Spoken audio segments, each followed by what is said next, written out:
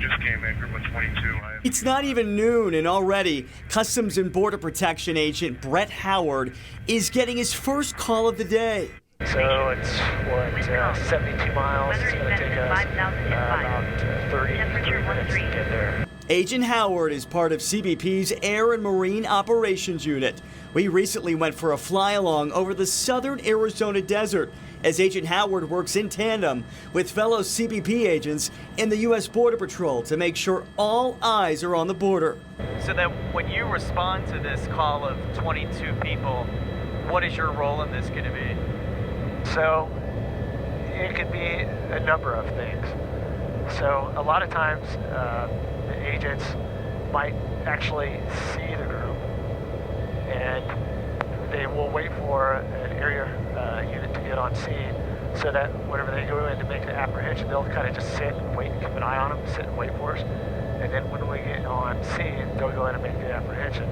They're almost always led by, the coyotes. Yeah. But the coyotes are elusive, and it's not very often that we catch them. Is that typical for the coyotes to run off and then leave these people there stranded alone? Oh yeah, very common. To make that trek even more treacherous, Agent Howard says most of these migrants aren't prepared for the unforgiving terrain, potentially deadly heat, or any of the other obstacles they'll encounter along the way. You don't know what kind of condition these people could be in, so they might need medical assistance or really the gamut. Correct, yeah. A lot of times we do get the 911 calls, especially here in the Baba-Kibris. I don't think that the people coming across have a full grasp of what they're actually going through. 139, gonna be on Ajo. As we head west towards Ajo, the call is made to send in another unit. So instead, we head south, flying towards the border, where from the sky, we spot a number of trails created over time by foot traffic from the hundreds, even thousands of migrants using the same path. So this would be a possible path for them? Oh yeah, Okay. yeah. I mean, you'll see, you won't be able to get lost up here because the path is so well worn, but you could get yourself in trouble. So we're actually flying along the border right now. We're here on the U.S. side, but about 20 yards to my left is the Mexico side. And it's flying over the border where we can see the range of barriers from actual border wall And this is a major upgrade from what it used to be of just 3-strand barbed wire. to fencing just a few feet tall to barely anything at all. So do you feel like this is something that's pretty easy to cross, right, at this point? Oh yeah. Some people say that a wall doesn't work. I would have to argue that it helps. Nothing is 100%. Would you like to see more of the wall built? Do you think that would help? Well, I think anything you can do to help reinforce our borders would be a good thing. I mean, you always want more tools in your tool belt to help do your job. But you could get yourself in trouble. Even from thousands of feet above, you can see just how unforgiving the Arizona desert truly is. And it gets worse as we go southeast here. Agent Brett Howard is all too familiar with this often dangerous terrain. As a helicopter pilot for Customs and Border Protection's Air and Marine Operations Unit, he's trained to handle just about all kinds of land formations, but says even as experts, there are places that are simply too dangerous. So not a whole lot of places to land. So we're still flying along the border right now. We're flying southeast, actually. And from this vantage point, you really get a good idea of just how rugged this terrain is. We're seeing ridge after ridge. And you know, for somebody on the ground, that is incredibly difficult to navigate. 10-4, thanks for the help. So far, our 90-minute fly-along with CBP has been relatively quiet. But as we head east from Arivaca in rural Pima County, that all changes. Hey, I got a group of migrants walking the border road just to the west of Nogales.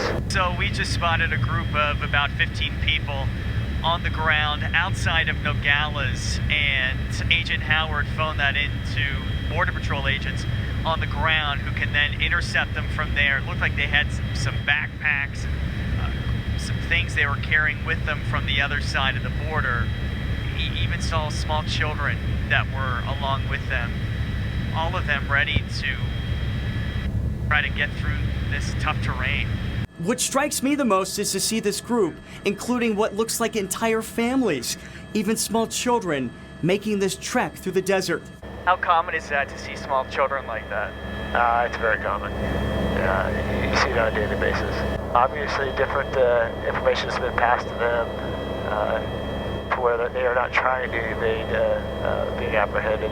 I looked up the numbers on the Customs and Border Protection database, and they've fluctuated over the past year. For example, for fiscal year 2022, which goes from October 2021 to September 2022, CBP says they had just under 2.4 million encounters along the southwest border, compared to about 1.7 million in fiscal year 2021. But in December 2022, CBP broke a record for monthly encounters with more than 250,000. Officials say that's a 40% increase from the previous year. But when you compare March of this year to March of last year, you see encounters along the southwest border are down, with more than 162,000 this year compared to about 211,000 in March of 2022. The crossings create not only a dangerous situation for the migrants, but also CBP agents. They are obviously not prepared for what they're being gotten into, but so that's where we end up getting the rescues. We've got a van 13.